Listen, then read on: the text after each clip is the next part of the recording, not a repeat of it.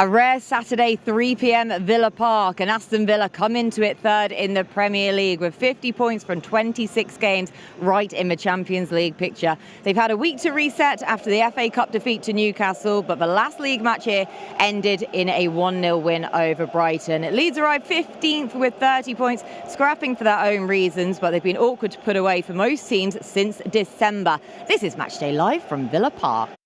A very warm welcome to you all, and an even warmer welcome back to the Premier League here at Villa Park. As Aston Villa take on Leeds United. Parker now, great goal! Wilson's free kick, 1-1. Leon Bailey, chance here!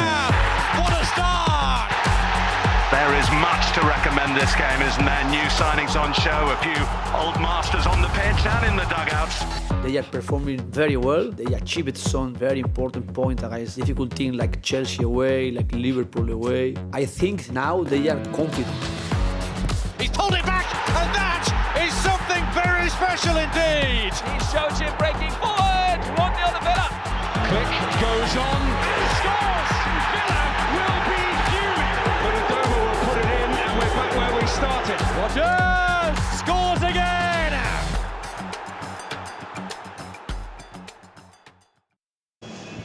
Welcome along to Villa TV and to Matchday Live for that rare 3 p.m. kickoff here at Villa Park. My name is Kate Tracy, alongside me Andy Townsend and James Chester. A little bit later on as well, Simon Grayson will be joining us for about the final half an hour, so part-time only feels right really though, with it being Leeds, Andy, but good to see you. Very mild out here as well. I mean, didn't it make such a change? It makes just the whole ambience of the game, and just turning up at Villa Park today knowing that there's a little bit of sun shining and it's warm, isn't it? Yeah. I mean, it's almost suntan lotion weather for me. It makes a change me not standing here shivering. I've took my coat off. You're the coldest person of all time, you are. Do you know, Kate, I was working at Wolves. I was commentating on Wolves Arsenal game midweek, and I can't tell you how cold it was. Yeah. It was like ridiculous. And here we are a few days later, we've got the sunshine, blue sky. Big game, great stuff. I can't wait to get your thoughts on the game at Molineux there. Goodness me, that was... Yeah. It was that was great. It was, certainly was. Keeping your cool there towards the closing stages, no doubt. But quick turnaround for you, though. I only saw you, about how many hours ago now at the races? So, yeah, we've got a change of momentum now, back to football. Yeah, this is more used to what I know. I don't know, you showed good knowledge yesterday. I was winging it yesterday. I was way out of my depth yesterday. Welcome to my life. But it was a very good day yesterday for the foundation. Second time I've done it, and it was a really good day for a really good cause. But yeah, it's nice to be here today and back to business. You've been out and about as well. The warehouse opening up today. How was that? Yeah, it was amazing. Yeah. It's the first time I've been in there. It's a really good venue. I think there's 2,000 people in there. Yeah, myself and Alan were on stage, and Alan was obviously up to his usual tricks. Alan was Alan, yeah.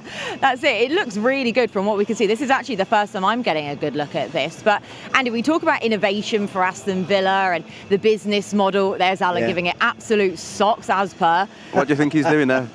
I said... Is that his song? It is his song. That was I his was going song. to say, if I had one guess, my life depended on it. Do you know what? Yesterday, I said to him this morning, I said yesterday was the first time I was in his company and he didn't sing his song. No. The first time, and I've known him now for the past 18 months. The racing crowd might not pick up on it in quite the same way. I'd say he bottled it to a large extent. You normally go past him in the car on his own and he's singing away. He's got it on Spotify. It's on a playlist on repeat, yeah. But that's it, him giving it socks. But it is true, though, what James was saying there about the innovation of Aston Villa and the fact that revenue has to be generated, always looking to build. And when you've got something like the warehouse, it just factors into that. It does indeed. It's I actually went on the stage there last week, Kate, before the Newcastle game, and clearly it's going to become a very popular area of the ground. I mean, Chesney and I and all the other ex-players that are here, we're often walking around the lounges, and there are so many lounges and so many lovely places now to come and experience a couple of hours before the game, to talk about the game, to get ready for the game before it actually starts. And that's very much watching football in the modern day and age. It should be packed today as well, shouldn't it? 3 p.m. Saturday kickoff, as I said in the intro there. Quite a rare thing for Villa. It's been over a year since we've actually had this time for a kickoff. I just got told actually in one of the hospitality venues they're full up there today. So are we expecting a good atmosphere? Absolutely, and I think Leeds will contribute to that. They're a proper club with real history and a top following, so I imagine that will be full of noise. But so will the Holt End and the rest of Villa Park. So I'm expecting a good atmosphere, and I think how both teams are playing at the moment, certainly with Leeds having a decent season and Villa looking to perhaps improve on recent home results, I'm looking forward to a really good game. There are a few fans in here already from Leeds, and we are actually in a different location. You might have noticed we're actually on the other side of the goal at the north end. But talk about Leeds fans, and Gary Neville, of course, revealed it, didn't he, on the back of the break coming out of a Sky Sports piece a few months ago there, saying one fan base he would not mess with. Are they that intimidating? They can be. I mean, I'll tell you what, they make a great noise at Ellen Road. It's never an easy place to go and play for any team because they do get right behind their team. I live in the Cotswolds, and we've got two of my close friends are both Leeds fans. All I ever hear is marching on together. You know, that's all they're ever singing in my local pub. But no, they are the Newcastle fans turned up in massive numbers, didn't they, for the cup game? And Leeds will be no different today. They'll have plenty here urging their team on, which is good, which is what we want. It makes it's always better as players. You run out here at Villa Park and it's packed. That's what you want to see. And that's it. In terms of the atmosphere, we talk about Ellen Road. I actually looked before we came on today where Leeds would be in the home points advantage rather than the away. They'd be 12th in the league if it was just points taken at home for all teams, 18th away. So it's not exactly translating all that well away, but no matter what, they are formidable. Yeah, and I think it probably leans to since we played them at Ellen Road and a change of formation to three at the back. They seem perhaps not picking up many points away from home, but they're certainly very difficult to beat since we played them at Ellen Road. I think it's 5 out of 7 games that they've drew and lost 2, so I don't think by any means it's going to be an easy game today, and they do score goals as well, so there are threats, but it's a game that I see us coming out on top of. 2 down. They were 2 down at the Bridge recently. Yes.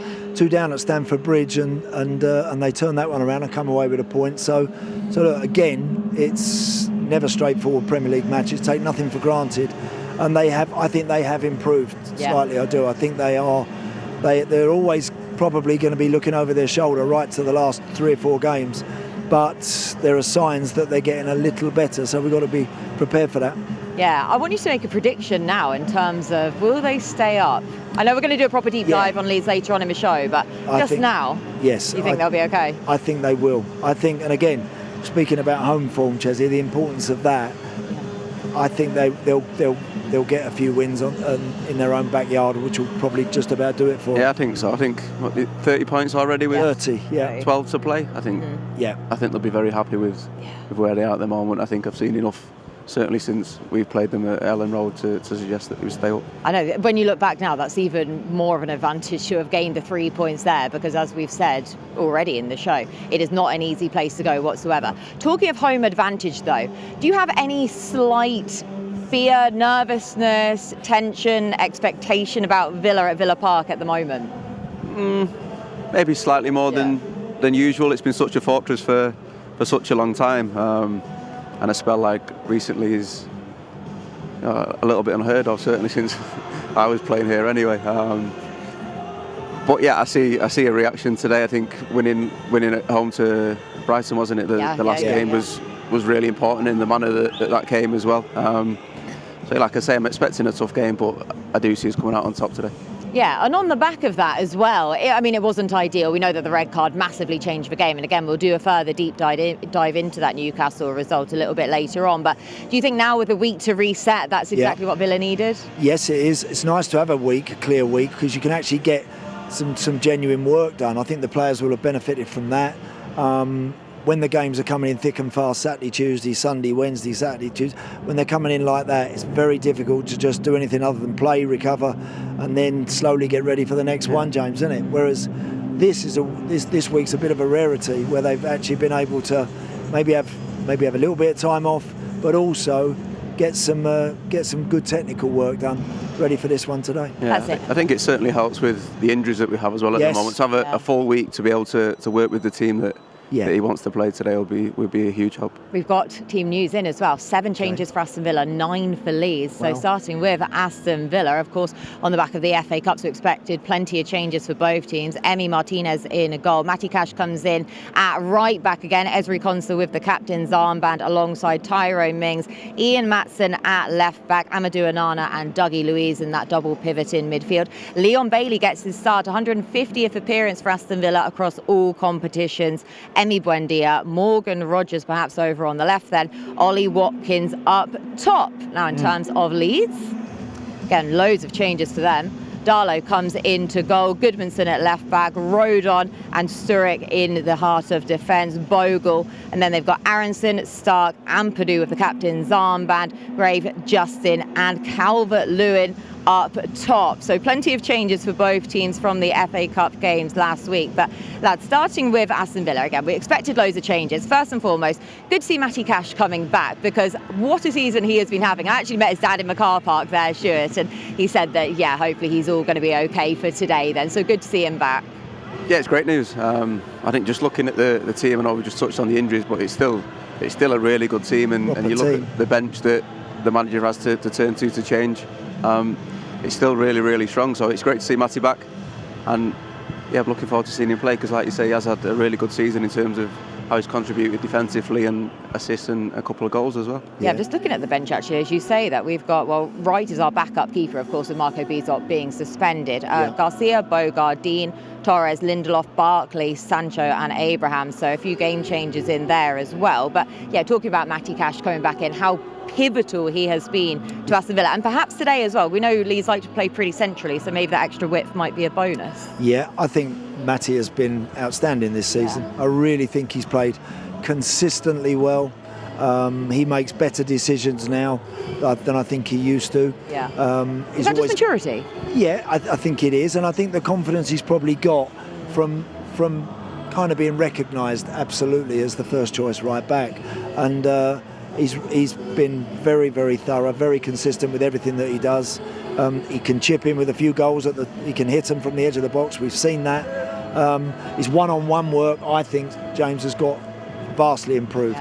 I think, again, and that's decision making. We still see in Premier League football lots of people diving in 1v1. Well, if you dive in, you run the risk of giving penalties away. You run the risk of getting someone going past you. I think Matty has really worked hard at that, and is not only a very useful player going forward, but he's a really good defender, thorough defender. Yeah, and again, we talk about the mentality and confidence, and it being such a confidence game as well as a skill-based game. But is that what you put it down to, Matty's? I wouldn't even say improvement, because obviously we've seen this throughout his entire career, but it's the consistency that's come with it. Yeah, I think that's probably the right word, the consistency. I think to play at this level now for a number of years that he has, and you mentioned maturity, the maturity in the decision making, I think comes along with the confidence, and the three together starts to see with performances that he's putting together now, and he's perhaps learns from the odd thing that he would have done when he first joined the club, where Andy's mentioning his 1v1 defending and not diving in and standing and making the attacker make a decision. Little things like that has vastly improved his game. Massively so. So we've got him at right back, Ian Maatsen at left back. Did you expect to see Ian Maatsen at left back? Talk about the width potential here. Does he offer more of that than Luca Dean? I think so. I think certainly with the way Leeds have set up recently as a back three, playing that formation myself, you are susceptible to width. Yeah. And I think Maatsen does perhaps offer you a little bit more going forwards in terms of that than Digne does. Yeah. Do you agree with that? Yeah, I do, and I think Leeds, with respects, are a chaos team. They like a bit of chaos. Yeah. They like a game that all of a sudden starts going end to end, or it takes off and goes up a gear. That's when they're a dangerous team. Mm-hmm. So I think today, having Ian Maatsen, he's just that little quicker to recover his position than what Luca Digne is. And I could understand that maybe that against this Leeds team, if they do get a bit of a head of steam up, got a little bit more insurance pace-wise. Yeah, that's going to be, and you say about them being a chaos team. Are we quite happy to see that, rather than a team that's going to come here in a low block? Yeah, I think you're right, Kate, actually. I do. I think that if Leeds do come and have a go, then I think all of a sudden Emi Buendia, Morgan Rogers, those guys will get a little bit more room to operate on the counter when the ball changes hands. we are a good team at keeping the ball. Sometimes, if teams sit deep, it can become a little slow, and you wonder how we're going to break teams down. So if Leeds do come and have a go, I certainly think that will benefit us, yeah. And just one more on Villa. Emi Buendia and return Morgan Rogers on the left. Do you like that? If that's how they go, obviously. I like Morgan Rogers anywhere on just the pitch. Anywhere, if in I'm goal, completely whatever. honest, as long as he's on the pitch, I'm happy. But yeah, I think Buendia is really effective in the 10. I think physically Morgan offers you more out wide, doesn't he? And the way he carries the ball and takes you up the pitch as a team. He's really effective on the left, and I can't remember which game it was. We were here where Man United, where he cut in off the left twice, didn't he? He scored brilliant. Scored two beautiful goals with his right foot. Totally agree with you, James. I think again, in that moment when the opponents have got the ball and they lose it, with Morgan on the left, I think it's a great out for us. He's such a powerful runner and traveller with the ball that if he does, he gets a little bit more room there. Sometimes when he's playing as the 10, he's a little bit easier to challenge, to knock over, to maybe try and deny him a little bit, whereas when he's out in that wider area, he has a bit more room to really get up to speed, and he's unstoppable like that. I think the two of them play well together. Yeah. Buendia and Morgan Rogers, they do, and they often rotate a little bit their positions. But personally, I think Morgan works better off that left side. Could that pull Leeds that bit wider as well then, rather than clustering the midfield and making it that physical game there? Do you think they've got that potential for that? Is that part of the thinking? Well, I think the nature of the way that Villa play in possession, they're always trying to draw people towards them. You know, when you see the centre halves with their foot on the ball, when you see Douglas Luiz or whoever with their foot on the ball, they're always trying to they're saying to the opposition, come and get it. And then we'll try and play through you, and then we'll try and go wide where we might have a bit of room and a bit of space to exploit. So that kind of is Villa's natural way of playing. It can be difficult, particularly if we concede first, then it becomes a very difficult. So, but I think if Villa score first and Leeds naturally have to start having a bit of a go. We have a right ding-dong then, goodness me. Yeah, that could be fireworks there. What stood out for you for Leeds changes? We expected a whole load of changes from after they beat the Blues there the other day on penalties. But I mean, Ampadu is coming back into the starting 11 here, captain Zambad. His set pieces, as we know, are going to be key again. What stood out for you though? I'd just like to thank Ampadu for ending my international career at 16 years old. Did he really? He did, yeah. He came into a squad at 15 while he was still at school doing his GCSEs, and it was evident then that he was a very talented footballer. So to see the career he's gone on to have is really nice, having seen. I'll be booing him now. such a young boy. I think he's a massive influence on the Leeds team in terms of how he plays and protects the back three at the moment.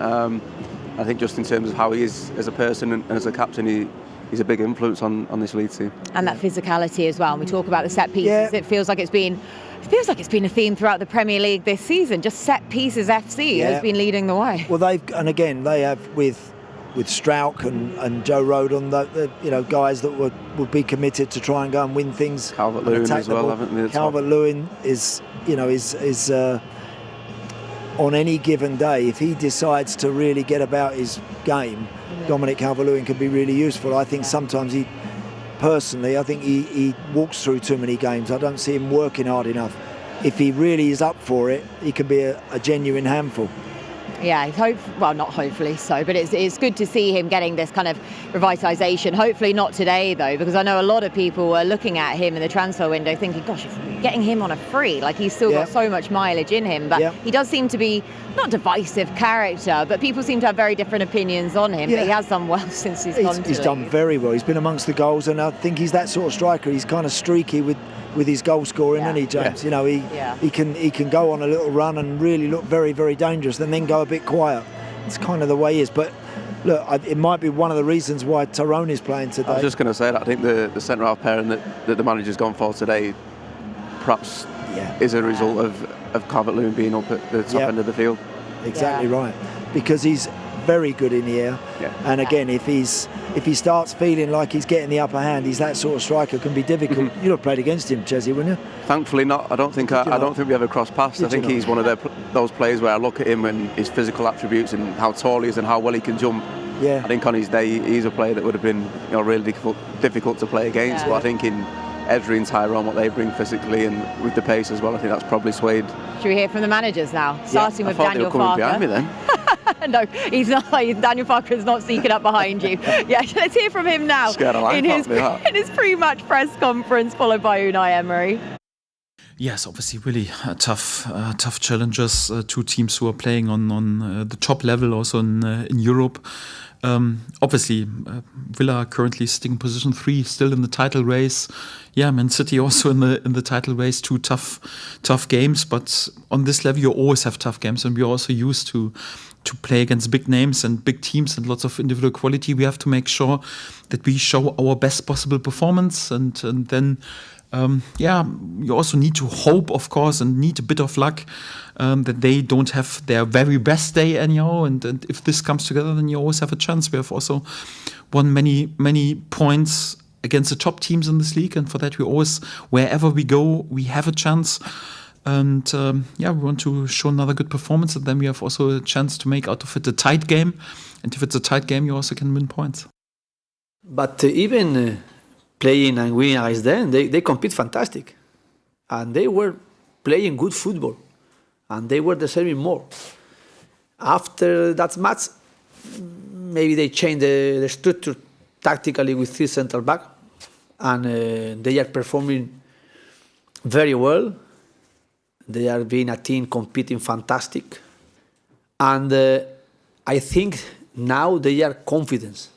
They are feeling better than maybe 3 or 4 months ago, but they know how the difficulty is to escape off the bottom of the table, because it's so tight, the difference between the team they are there. Of course, for us tomorrow is a massive respect to them, and prepare the game as better as possible, 90 minutes, knowing how they are performing, how they are competing, how they are feeling good as well, playing different ways. Sometimes they are playing in combination, sometimes they are playing long ball, second action, attacking so quick. Sometimes they are getting at duels defensively and man-to-man, and sometimes they are getting low block and defending very well. They are really feeling confidence when we are analyzing them and watching their games.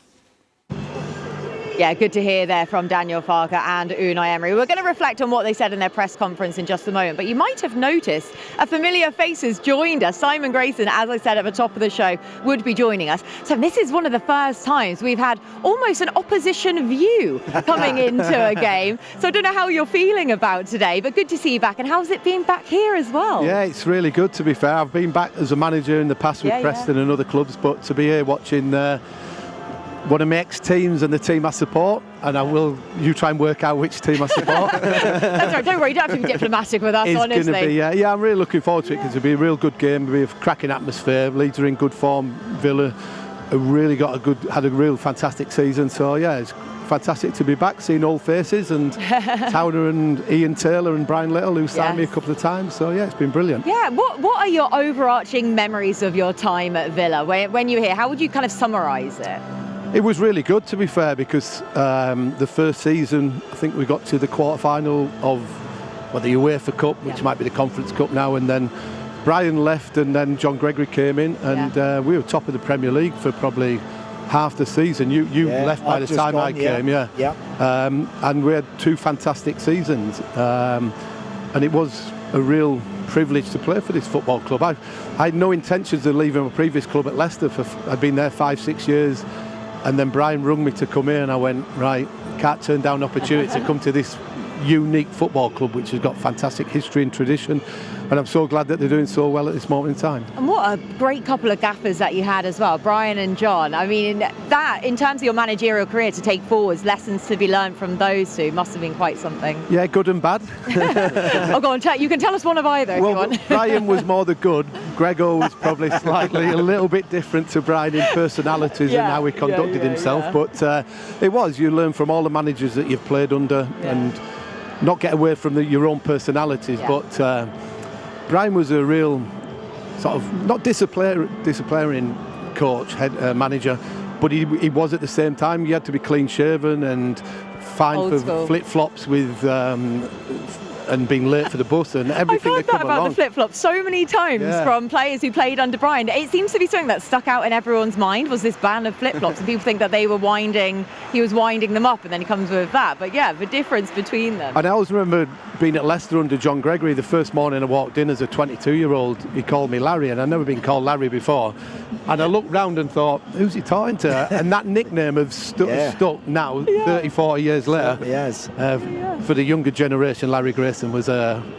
he was a Saturday night he was going to clarify that. Straight I was going to say, the younger generation, like James, will certainly not know anything about that. But, but a nickname that stuck. Well, we've got to adopt it now that we've been given the relevance there. However, you have got a Leeds hat on to a large extent, because of course you're doing a lot with Leeds TV now. How's all that going? Yeah, it's good. Look, it's my club in terms of I supported it. I was privileged to play for them and manage them for 3.5 years. So I think, if not the only person to have done that role in all three departments. So it's a club close to my heart. Very privileged to have done all three. And I come here today looking for 3 points ultimately for Leeds, because we've had a tough season, but we've had a good run recently. But also now I'm part of the Villa connection as well. I've got to be very diplomatic. I wouldn't bother, to be honest with us. No, we prefer honesty rather than anything else, and it makes complete sense. We wouldn't really expect anything different from you. But going into this season with Leeds, did you expect this from Leeds to be doing as well? Because we just expect the 3 promoted teams just to go straight back down. Have they exceeded your expectations, or is this what you thought? I think we are where we are, where we expected to be. But Leeds is a club that's got huge expectancy levels as well. We get promoted and everybody's probably thinking qualify for Europe and things like that, but it just doesn't happen. The gulf between the Championship and the Premier League is huge. And we had a real tough start to the season, and I was at Ellen Road when Villa beat us 2-1.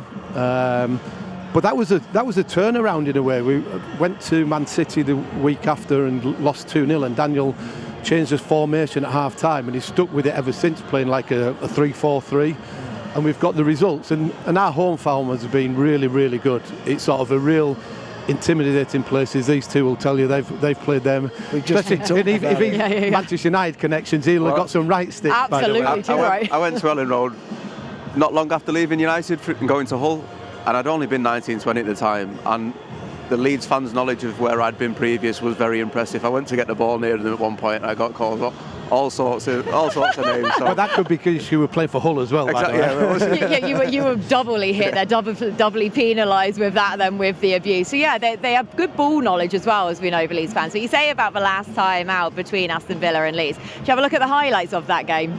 Comes out to the right-hand side for Bogle. Buendia in front of him. Bogle support outside of him from Aronson. Moves infield, goes to ground. Referee says that is a free kick.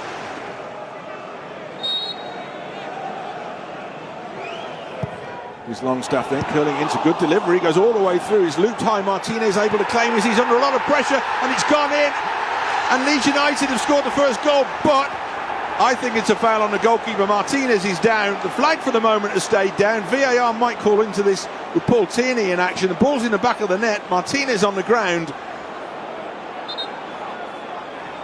Both Martinez and Stuck are both back on their feet. We're moving past the 10-minute mark. The last couple of minutes have been the delay for the VAR check that's still ongoing. Do you know what, Alan? The more this goes on, the more I think it's going to stand. Do you know what? It is going to stand. Here's John McGinn from the resulting free kick. Chipped out towards Matty Cash, who's moved forward. Goodmanson is with him. Cash holds it up. He's got Marlon available now. Marlon for the byline. Sends across it. Oh, and he's clipped out by Morgan Rogers. Daniel Marlon involved. And Morgan Rogers with a neat finish at the near post. Into the far corner it goes. Just over 2 minutes into the second half. And Villa are back on terms. And the substitute makes a big, big contribution. Rogers with the goal. Marlon with the assist. It's 1-1.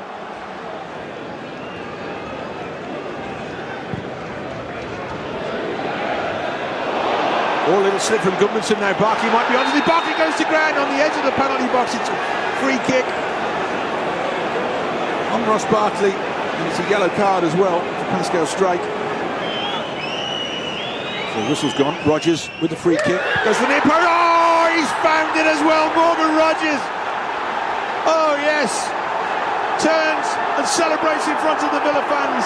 His and Villa's second goal. It looked so easy. Pretty sure it wasn't. But Rodgers celebrates, and Villa now lead by 2-1. Rodgers with a peach of a free kick.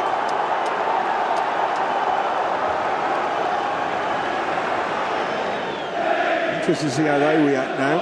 Not the best of records coming into today's game. They were leading it, now they're not. Here's a ball in behind for James to get onto, and he will as well. James, it's a quick equaliser. Dan James, although the Villa players are around the referee, he's saying, yes, OK, I'll check it. But Leeds fans are celebrating what they're hoping is going to be the equaliser, but the Villa players have seen something. Was James offside? Daniel Farker for the moment isn't celebrating, but the Villa players certainly think that something needs looking at in the build-up to that goal.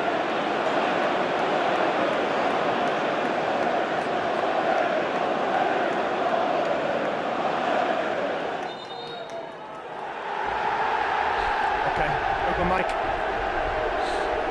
After review, white 9 clearly touches the ball with his hand and is the goal scorer, therefore the goal is disallowed.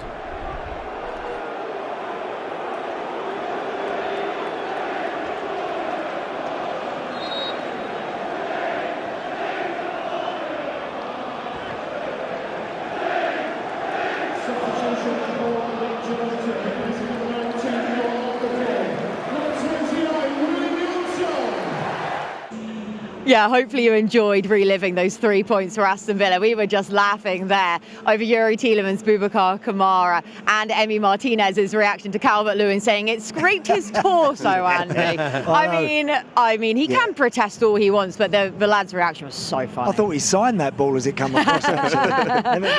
He seemed to be his hand for that long, didn't it? But no. Any sort of hand involved in a goal, and it gets chalked off, quite rightly. Yeah, it was a great game though, wasn't it, Chessie? When we were just looking back at that, I almost needed reminding of it, and I don't know why I needed reminding of it, because it was a game that had everything. I actually went to the game that day. I forgot about that incident, if I'm completely honest, but I remember Leeds were right at it, weren't they, for 30, 40 minutes, and they were intense with the way they pressed, but I think it was difficult to keep that up, and then Villa's quality and the way they played through that then showed, but Morgan Rodgers was obviously the big difference. I think the big turning point in that game was Villa getting the goal right after half time. Yeah. So it was like 46, 47 minutes, and then Morgan Rodgers does that with a free kick, which is a real specialised.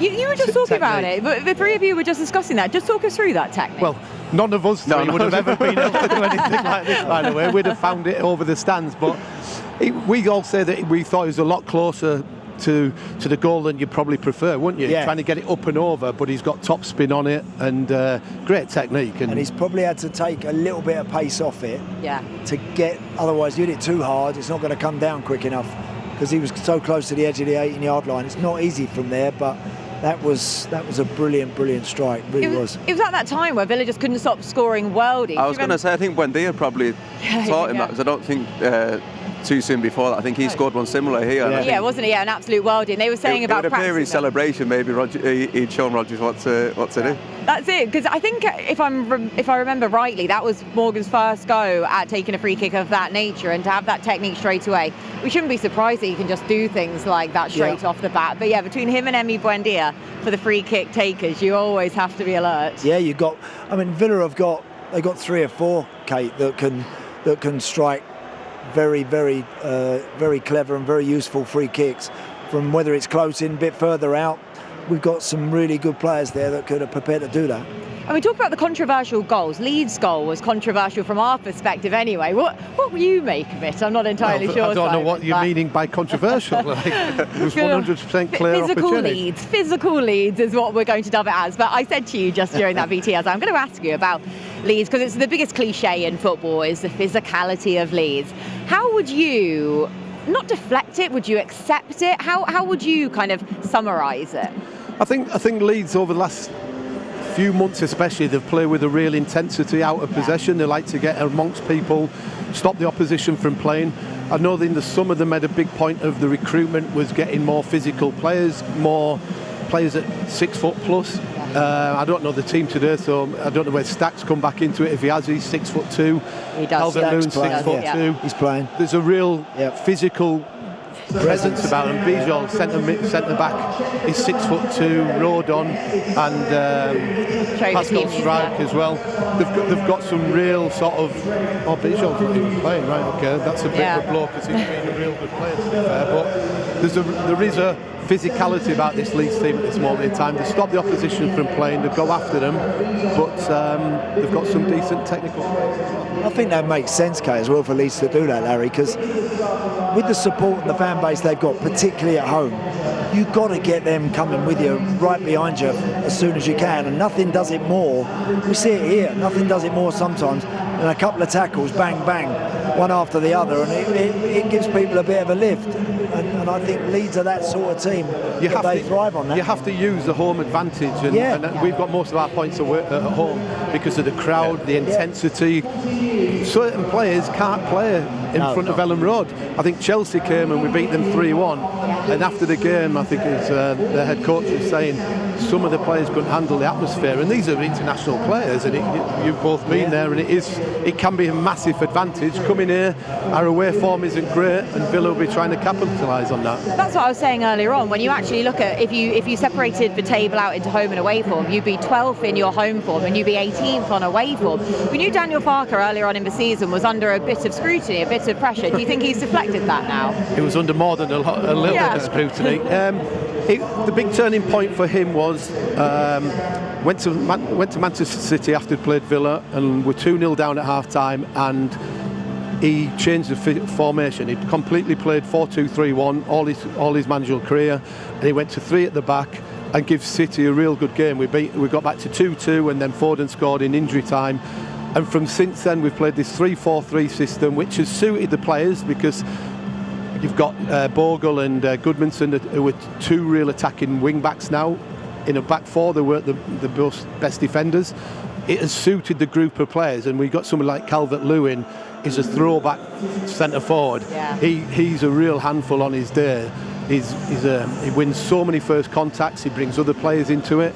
So that physicality that we talked about earlier on plays a big part. And if Leeds are at it, could be a difficult game for Villa, but Villa have got so much quality as well, and where they are in the division, looking to get back to a little bit more consistency, it's a tough ask for us today. It's so interesting when you say the turning point. I didn't realise which game was the turning point for Daniel Farke, going from the back 4 to the back 3 you spoke about previously. Do you think that that's been the change for Leeds from what you've seen as well? Yes, I'm glad you've came because you backed up everything I've said. Yeah. Well, you did ring me earlier. But yeah, I think since they've done that, the results have certainly improved, and I know the away form hasn't been great, but like I said earlier, they've drawn 5 in the last 6 or 7, which is fairly impressive at this level for a promoted team as well, and to use the home advantage to pick up points has been really shrewd, really. And it is strange how, as a manager, I've 800 games now, and it's like you sometimes just fall into formations that work for you. He made a change because he thought he was going to be probably out of a job on the Monday morning, and just thought, well, I might as well just go all guns blazing, and that formation, a bit of luck, and it has certainly paid dividends by doing that for him and the team as well. When you see someone like Ruben Amorim, who is so reluctant, will refuse to change his defensive formation there, and then he's out of a job, so Daniel Farke at least can concede that, and clearly, I guess, doesn't have the ego to admit that what he's played his entire career is the only way. Yeah, and the thing with Daniel is as well, if he doesn't think that it's working, he'll go to a back 4, so he's very flexible. There's games where he's changed at half time or after an hour, gone back to the 4-2-3-1. So being versatile and flexible, I think it's a need. You have to do that at times, especially in the Premier League. You can't be too stubborn, or you end up like Amorim, losing your job and walking away with a fortune. I mean, to be fair, still smiling, isn't he, to be honest, at this point. Another player, though, who has been really improving for Aston Villa throughout the season has been Jaden Sancho. The Villa TV team sat down with him earlier on this week. Jaden, thank you for joining us back in Premier League action this weekend. How's the camp? Yeah, the camp is excited. We can't wait to be in front of our fans again. We've got a big game against Leeds coming up, so yeah, we're looking forward to it. The last league game before that saw us win quite late on against Brighton. How important will those qualities be towards the end of the season in grinding out results and plugging away to get 3 points like we did in that game?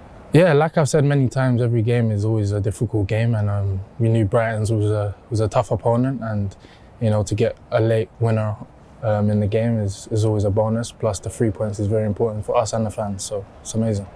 Leeds United coming up, like we say, quite a tricky game at Ellen Road there earlier in the season, again coming from behind to win. What are you expecting from them this time? Again, another tough opponent, but again, if we stick to our game plan and play how we play, I'm sure we can get a result. We're at home again, third one in a row. How much have you enjoyed playing at Villa Park in front of our supporters this season? Yeah, I love playing in front of the home fans, and you know they get behind us a lot, and they support us to the end. And you need that in games like that, especially when it's a tough game, so it's a bonus. On a personal note, you've enjoyed a lot more game time over recent weeks and months. Unai Emery has come out and said he still thinks you have a lot more to give to the team this season. That must give you a lot of confidence as a player when your manager speaks about you like that. Yeah, for sure. When you have a manager that backs you, you know, you go into training with a lot more confidence and obviously match days. So yeah, I'm just happy that I'm playing and hopefully I can help the team throughout the season. Finally, third in the Premier League, 12 games left into the knockout stages of the Europa League as well. How much are you looking forward to the running and hopefully being a part of a successful end to the season? Yeah, I think that's a big goal for everyone in the team. Europa League, obviously it's another major tournament, playing in Europe on one of the biggest stages, but also being third in the Premier League, you know, 7 points behind the leaders. It's not a bad position to be in. I think the team, from where we began, from where we are now, it's an amazing job. But again, job's not finished, so we've got to carry on each game. Yeah, really good to hear from Jaden Sancho. And Chesley, as I was saying that, he seems to have really grown into his role at Villa. And we know it's not an easy place to come and just get straight into straight away because of all of the technical nous you need under Unai Emery. So it takes a bit of learning. He doesn't tend to drop players into the deep end. But do you see that improvement in him?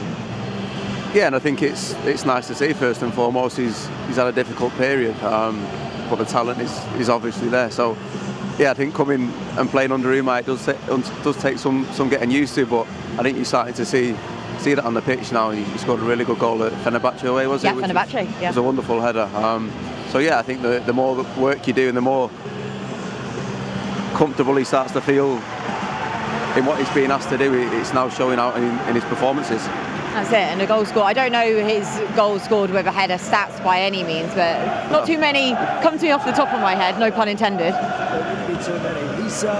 He's had a very difficult few years really, because a lot's been expected of him since he came back from Germany, and it's been tough for him, whether it's been at United, Chelsea, even here. He's not got really a consistent number of starts, but we are starting to see more minutes from him, and more importantly, starting to see him have an impact when he's coming on. I think, you know, with someone like Jaden, it all rests on his own shoulders. He has to be the one to make it happen. You can't keep saying this isn't the right venue for him, that's not the right club, that's not the right coach. Can't keep doing that, okay? It's now time Jaden has to do it himself. And there have been some matches this season where I've started to see more from him. Yeah. He's just got to put more demands on himself. That's the only way he's ever really going to fight his way into a consistent run in any team, never mind just Villa. I think you can find with players that you can use that as an excuse. It's the coach is not picking me. Yeah. But it's ultimately down to yourself, isn't it? And then sometimes it fits for you a home where you feel more comfortable in the environment, or the penny drops. Actually, I've got to do it myself and not blaming everybody else. And maybe he's had a look at himself and think now he's got to do it quickly, or else he's going to be not fulfilling his potential of a player that has got all this wonderful talent. Yeah, I know he's not starting today, Leon Bailey is, but that extra bit of competition as well is good to see just for the team in general. Look, absolutely, and again, Jaden's been at a number of big clubs where competition is hot, and you're not going to get anything handed to you on a plate. You've got to go and get it. Now, I think it's a fair observation when there have been people questioning how much he really wants it, how much he really wants to do it. I think that's not unfair criticism. I think that's justified to a point. But we are now starting to see somebody, I think, that can definitely be a serious part of any squad. Someone that's got lots of ability and can make the difference if he comes on. As Larry said, he's got undoubted skill and ability. He really has. It's just everything else that's got to go alongside that to make him a regular. Yeah, and if any coach is going to get the best out of him, then Unai Emery is certainly the man. Demanding coach is what he needs. Yeah. He does, and he's got one here. We saw it with Marcus Rashford, didn't we, last season coming to Villa, and Jaden Sancho, sort of a similar mould to an extent anyway. And what we managed to get out of Marcus Rashford before his move to Barcelona, no doubt Jaden Sancho would have been hoping for something similar, just to kickstart his career again. Yeah, look, I was speaking to Brian Little before we come on air upstairs, and he was talking about Unai Emery, and the word that you've used, he's a demanding coach. Yeah. He doesn't settle for second best. He demands things from the players every day. And again, some players will crumble and will leave the football club. Some will appreciate it, like Rashford last year, and Sancho's maybe doing that at this moment in time as well. So, yeah, Emery will get the best out of a group of players, which he's done since he's been at this football club and other clubs as well. It is Leon Bailey, though, who is starting today, and he was the latest guest on the official Aston Villa podcast. There, and then I had to go back to Jamaica, and then Ajax is the one who actually started my professional career. The dressing room. Yeah. The dressing room with the boys. I miss the dressing room, and I did miss the manager a lot too, because he's for me the best manager I've had, because we've worked on a lot of things in training, and I've done it in the games where we're having conversation about, like, yo, I did the same thing we did in training, like, it was amazing, I scored like this, I made this move. I said it in the meeting today, 2 years ago, we was in a good place like we are right now as a team, and if we can learn from that and try to improve from what we done during that time, maybe this is the time we can really compete and really go for a title.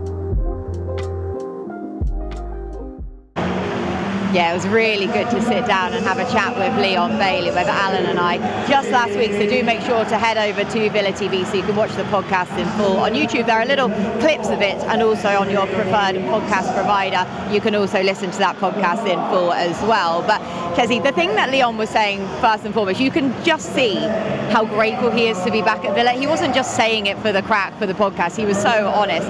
And we were discussing this beforehand with some of the guys, saying that maybe you don't realise how good you have it until you do go somewhere else and experience something else. He is genuinely so grateful for being back here. Yeah, I think we all experience it, haven't we, playing for this football club. It's a huge privilege to play here and play in front of these fans and at this stadium. And yeah, once you leave, I found that out myself once I left. You know, how much you miss being here, and you know, for me now being able to come back and do things like this is the next best thing. So for Leon to be able to come back and play and wear the shirt again is, yeah, I'm quite jealous of the fact that's why we've got you back. Yeah, that's why you're back here. This is your Leon Bailey return from your loan spell. This is exactly what it is. We've got you doing this. But it's been great to see him back, Andy, because what he offers is something so different. That pace. We don't have an abundant amount of pace at Villa, so a whole load of pace that he offers, that extra width as well. Were you pleased to see him back? Pleased to see him come back. I mean, 16 months ago, he had a spell where he was absolutely on fire. And I think Leon's got that. He's got a laid-back kind of laconic sort of style. And don't misconstrue that as someone that don't really care. I think he's very much a player that cares. He gets frustrated when it's not quite happening or he's not playing as well as he can, because he knows what he's capable of. So I think when you have players like that coming back, still got plenty to offer, can only be a good thing. And if he can, haven't quite seen it yet, but if he could get back to that sort of form he showed a year and a half ago, where he was absolutely on fire, he was electric, and every time I watched him I thought he was a match winner. So he's an asset to come back into the fold. So I want to ask you from a less biased point of view, what you make of Aston Villa's business, because we had the injury troubles with our midfield, and then to bring Dougie Luiz back, who of course knows the system so well, knows his place so well, Leon Bailey then to come back into the fray as well after his loan spell at Roma there. What do you make of how Aston Villa operate in the loan sphere? I think it's clever from the manager. I think in terms of you can go and spend money in the market and it takes them a period of time to settle in, but when you're bringing back players that have already been here, gone away, and like James said before, you go away and then you don't realise actually how good and how big a football club it is here at Aston Villa. So you appreciate it more the second time when you actually come back, and you've got something to prove to the supporters maybe, because they've maybe not taken you on board, so you've got that second opportunity. And yeah, I think it's been clever business instead of spending loads of money, get the players that know the system and know the manager and the rest of his players. And it almost feels like a modern approach in terms of the loan contracts as well, where you're almost putting the finances into the salaries rather than into actually paying these. We saw this with Marco Asensio, Marcus Rashford last season as well, but of course Leon Bailey coming back here with a cancellation of that loan spell. From your perspective, danger men for Villa, who do you think is the most dangerous? Well, I think when you look at Rodgers, he's a real talented player. I remember being at, I don't know, it was one of the clubs I was managing, and he was at Lincoln. Oh, wow, and he was really, really talented player there. Could you actually see it at that point? Could you see 100%, he's a cut above? Yeah. And he was with Brendan Johnson, who was at Tottenham. So them two playing in, I think it was League One at the time. So like shouldn't be allowed that, should it? It's quite frightening. Well, it was frightening. All the work you were doing was stopping them two players, and you could see the talent that he had. And then he had a few loan moves that didn't quite work for him, but went to Middlesbrough, and then Villa took the chance, and it's been the making of him as well. And I think Emery being in charge has sort of helped him and developed him and pushed him as well. We'll talk about that with other players. He'll have pushed him to the limits that he's seen bigger and better players in his managing career, and he wants him to get to that, and he's fulfilling his potential. So I see him as being a big option for Villa today. Ampadu will be around him most of the time, who's a real link for Leeds defensively, gets on the ball in possession as well, but he'll be leaving 1 or 2 tackles on him, I'm pretty sure. What are they going to do? We were talking to, I think it was John McGinn a few weeks ago, and he was saying about the focus being on Morgan Rodgers and Ollie Watkins, and those two drawing in so many players, which allows the freedom for the likes of John and Emi Buendia to be able to have that more space. Do you think that that's something today that's going to need to be utilised for Villa? Yeah, because I think how Andy mentioned before, how Villa likes to play and draw players out, and to have people like Morgan with his physicality to be able to draw players out, maybe the wing back or the wide centre half into areas where they don't want to go, then it's then utilising the space that they leave. So yeah, I'm hoping we can take advantage of that, and that's perhaps why again Matsson's playing on the left to get in behind them, whereas Digne perhaps doesn't do that quite as often. Andy, where do you think Villa can hurt Leeds? Well, again, I think look, possession-wise, I see Villa trying to dominate and dictate from that perspective. It's how aggressive Leeds are. Okay, I hope Leeds are aggressive. As Larry was saying, I hope that they do really go after Villa, because that's when I think people like Morgan Rodgers are at their best. If he skips past that first challenge, he's gone and he ain't coming back. You're not catching him. And so they have to be very, very assured with the way that they set up, that if they're going to squeeze, they've got to absolutely go and do it together and make sure that they pinch the ball or at least send Villa backwards. Because I think if Villa can find a way to play out, and then Rodgers and Buendia, they've got 2 very good players at that. And if Villa can break those lines with a pass and get those guys on the half turn, that's how I see them being at their best and most dangerous. So we were saying at the top of the show that we're just glad that it's going to be a team not coming to Villa Park who are just going to sit in a low block, we hope at least anyway, because the I've told Daniel to do that. Please don't. Please tell me that Daniel was not planning on doing that, because that seems to be a bit of a blueprint model now for teams coming to Villa Park. As Chesney said earlier on, the fact it has been such a fortress for such a long time, breaking records left, right and centre at Villa Park in terms of winning runs. So from what we've seen from Everton and Brentford, do you think lessons will be learned from Daniel Farke, that they'll change it up to that extent? He's got to get the balance right, because the Leeds faithful won't allow him to sit back and play a low block. That's one of the big reasons as well. But he's got to be careful that when they do the press and they go man to man, they've got to get it right, because as Towner said there, that the space will open up, and there's some real talented players in this Villa team that love the space. But Leeds have got to be brave and will try to do that. Will they play a mid-block where they just drop and let the centre-backs have it and close a little bit of the lines between Leeds' midfield and the back three, where the attacking players for Villa can't get into little pockets and spaces? Because if this turns into a real open basketball match, I would think that there's only going to be one winner. It's not Leeds United, unfortunately for you. Yeah, that's it. It could be an absolute corker, as we were saying earlier on, but you'd hope that sorry, but class will come to the fore then for Aston Villa in this one. But I want to throw all three of you a bit of a curveball here. You didn't know I was going to ask you this. In terms of the battle at the bottom of the table, I've got up the table here. So Wolves at the bottom on 10 points, Burnley on 18 points, so 8 points above Wolves. West Ham currently on 24. Now they are 3 points away from Nottingham Forest. Spurs on 29, Leeds on 30. So currently Leeds are 6 points clear of the drop zone. Kes, I'm going to go to you first. Who are the three teams you think are most in danger of going down? Wolves. Yeah. Burnley. Yes. And then you've got your West Ham, Forest, Spurs, Leeds. Could you pull Forest. Brighton and Palace into that as well? I think Forest is my shot. I think Leeds are in a good place. As I said earlier, I think if you'd have told them at this stage they'd have 30 points, they'd be quite happy with that. And I can see them picking up enough points to stay in the division. I just think with what's happened at Forest this season and the turnaround of managers that they've had, manager.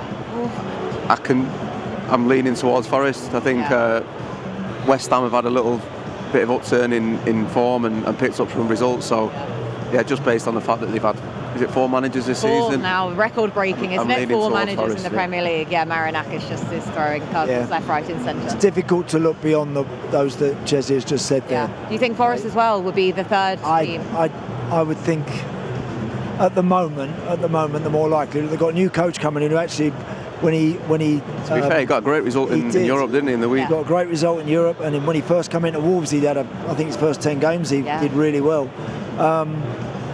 Will they pick it up as quickly? I'm not quite so sure. I think they're going to have it full on to survive, Forest. Okay, so there's 2 votes for Forest. So obviously you're buoyed by that, the fact that the lads think that Leeds is going to be safe here. Of course you're going to think that Leeds is safe, and probably rightly so. Look, I'm not bothered about which 3 go down, as long as it's them 2 that these 2 has mentioned, and anybody else, I'm not bothered. But like for all the reasons the lads have said there, Forest are sort of, it's just a topsy-turvy football club. You never know what you're going to get. But I've looked at it a few times, and sometimes you see the clubs that are on the slide, that downward momentum can be a massive thing to turn around. So somebody like Brighton, not in the greatest form, the expectancy at Tottenham could play a part, but you'd still think they've got enough quality within the group. But no team is too good to go down from any division. This Aston Villa, Leeds have all been in the Championship in the last few years, so there's no given right that you can survive. I'm not bothered which is the third one at all. As long as it's not you, but no, I don't think too many people are really voting for that Leeds. could be trouble. I know that's it, you're kind of going under the radar. But it can change, Kate, so quick then. And I mean, look, Spurs have changed coach and have had a tough time. That would be funny. North London derby tomorrow. Yes. You know, Arsenal need to respond. A baptism of fire to go into the new coach. That's going to be a big game for them. There's a number of teams, I think, that know that they've still got plenty to do yet. Leeds are certainly one of them, but you know, and Burnley, to be fair, even Scotty Parker's Burnley, they keep battling away, and they get the odd result here and there. They're always in the game. Yeah, that's it, right? I think that's probably a decent point you made there in terms of Tottenham. I don't think they will have had to look over the shoulder for a long time, whereas the other teams that we were talking about probably would expect to be down there. So the pressure could perhaps play a part in that, but I think the quality that they have in their squad, I think as well it's how you see the teams are playing at this particular time. So I watch obviously a lot of Leeds games, and we're not playing like we're a team that are scrapping for results. We're not playing with any confidence. We look like we can get results all the time. Look, that can change very quickly with a couple of bad results, but you just think the other teams, especially Wolves and Burnley, I just don't see how they get out of it. And the others, the expectancy weight on them could play a massive part for them getting dragged into it even further. Pressure can be a positive or a massive negative at this point of the season. Right, lads, we've got about 1 minute 30 seconds left then until we need to go. So I need predictions from all of you. You're on the end today, so you've got to go first. Well, at the race day yesterday, I said 3-1, so I'm going to stick with that. Better than the racing predictions, was that anyway. When you first got there, or was that during the last race when you might have had a couple of beers? That was when I first got there as well. It was, I think after a couple of beers, I might not have been so optimistic. I know. I'm going to stick with 3-1. I think it perhaps not going to be as comfortable as the scoreline suggests, but I'm going to stick with that. Hopefully it goes better than the tip in the last race anyway there at Warwick yesterday. Yeah, third I finished, didn't I? Yeah, I think you were third in a 4-runner race, so it's, yeah, good going. Predictions? I'm hoping today something like 2-0. Yeah. I think a nice routine, solid, professional performance, get the 3 points, move on. I think that'd be great. Wow, they are loud. They really, in fact, we're picking them up on the mics here. The Leeds players going over to the Leeds fans there for their last bit of the warm-up. Did you say goal scorers there, Andy? Goal scorers, I tell you what, today I'll go for Morgan and Emi Buendia. Oh, okay, nice. There you go. So, predictions. This is a tricky one for you. We've never had this before with the opposition point of view for if we can pick a point up here today, then it's a fantastic result for us. So I will go for a 1-1. I think there'll be goals. Calvert-Lewin has been in real good form for us. Is a real old-fashioned centre forward. Villa have got plenty in them. My head is telling me that Villa will probably win, but my heart is telling me that Leeds will get something as well. Honestly, it's been so great to have you. We've loved having this opposition view, even though you've got a Villa attachment as well, though. It's been great to see. The Leeds fans are certainly buoyed by the players going over for their last little bit of the warm-up. Don't poke the bear. Please just try and keep them quiet as long as possible. Do make sure, though, to head over to Villa TV for live audio commentary of today's game. Mark Regan alongside Brian Little.